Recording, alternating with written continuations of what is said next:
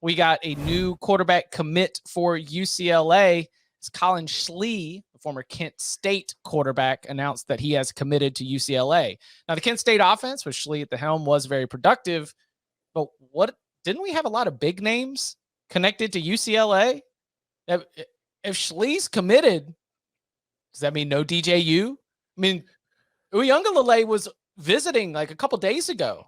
What is Chip Kelly going to just bring in multiple transfer quarterbacks and snap a pool cue and let them battle it out? Like, how does this end for the Bruins quarterback room? I don't know. I mean, I don't know. I like Collin Schlee.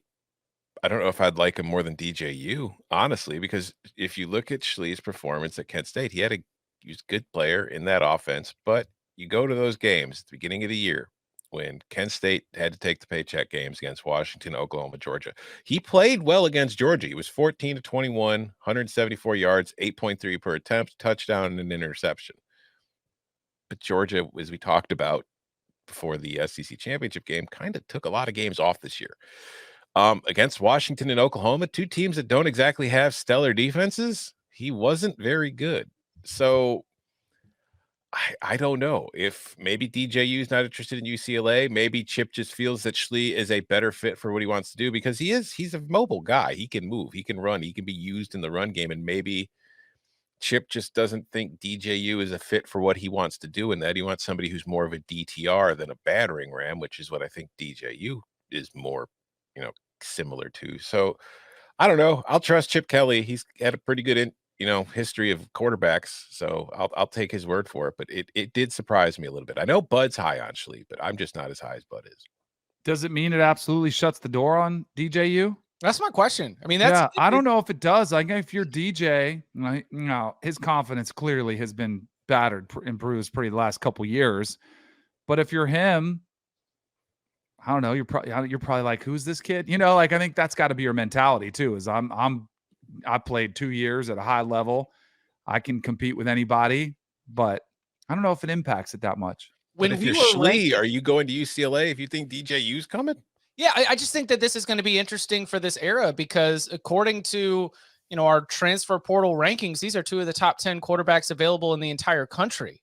Are we about to see Chip Kelly bring in two of them and say, all right, guys, you go figure it out? I mean, I know there are quarterback rooms that have had multiple transfers, but I would consider this too high profile. I mean, if it's DJU and even somebody else aside from DJU, I think that would be like definitely a reflection of the new era. Who is anybody else connected to UCLA? Not that I know of. I mean, QB transfer is a little under the radar right now. I mean, nobody wants a bidding war. Carousel is the thing that's under the radar. Bo Nix was one of the pieces that people wanted to see what he was going to do. Like Oregon, I'm sure they've been going. I think that impacts Oregon more than Schlee to UCLA. Like also, I think still there's still potential opportunity for another signing where if you're looking at Oregon, you're like, I'm not playing for a year. Speaking of the future of the quarterback room, one of the storylines that we are watching for Wednesday's National Signing Day is whether Dante Moore, the star quarterback who is committed currently to Oregon, whether he might flip to UCLA. UCLA got Moore on campus. And I don't know about you guys, but the way that I look at that situation here is that Moore is the future. And that like whoever if Chip Kelly were to successfully get that flip, whoever he's bringing in on the graduate transfer level is just, a one-time type thing. I heard there's like a 64.1% chance that Moore's going to flip. It's amazing how that math works. Yeah. With human emotions that you can dial it down to percentage points.